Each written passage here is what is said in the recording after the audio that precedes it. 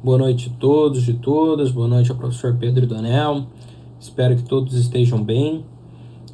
Fiquei responsável pela apresentação do artigo 822 e 823, referente à obrigação de não fazer, da seção 3 do Código de Processo Civil.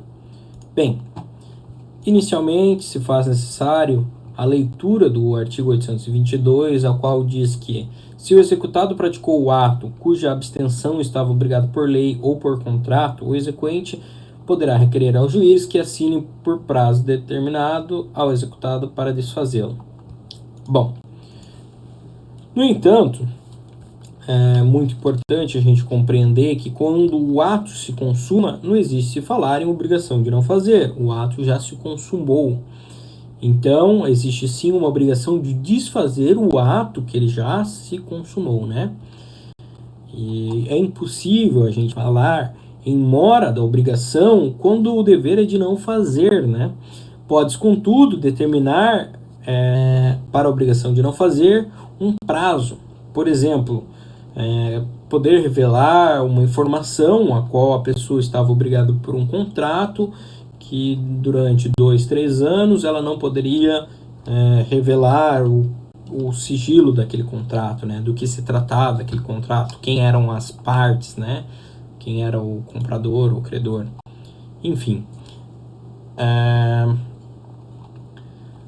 Partimos agora para o artigo 823, novamente fazendo leitura apenas do caput nesse momento, que havendo recusa ou mora do executado, o exequente requererá ao juízo que mande desfazê-lo, o ato que ele já praticou, à custa daquele que responderá por perdas e danos.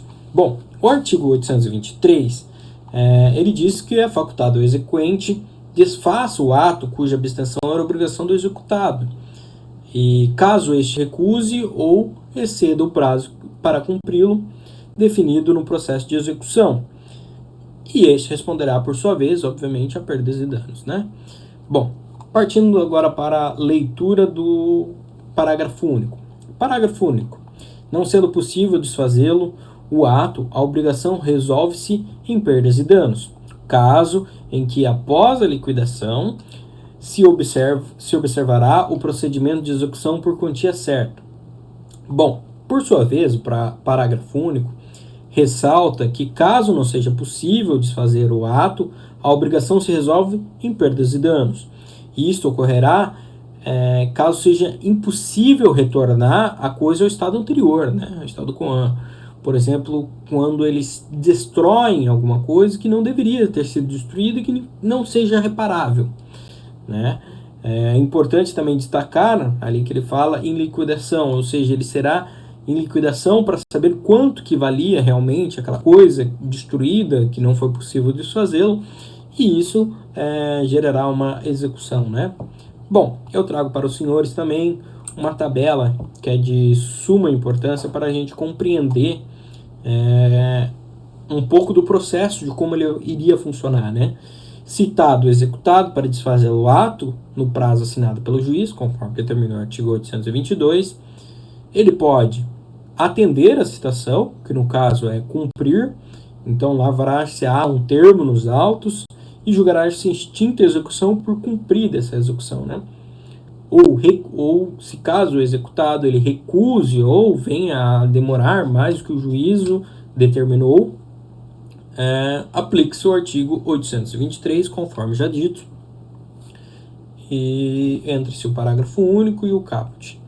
Bom, minha apresentação é bem curta, acredito que seja uma apresentação rápida, até porque os artigos são pequenos e é de fácil compreensão, e acredito que tenha sido bem explicativo. Agradeço a todos, tenham uma excelente noite.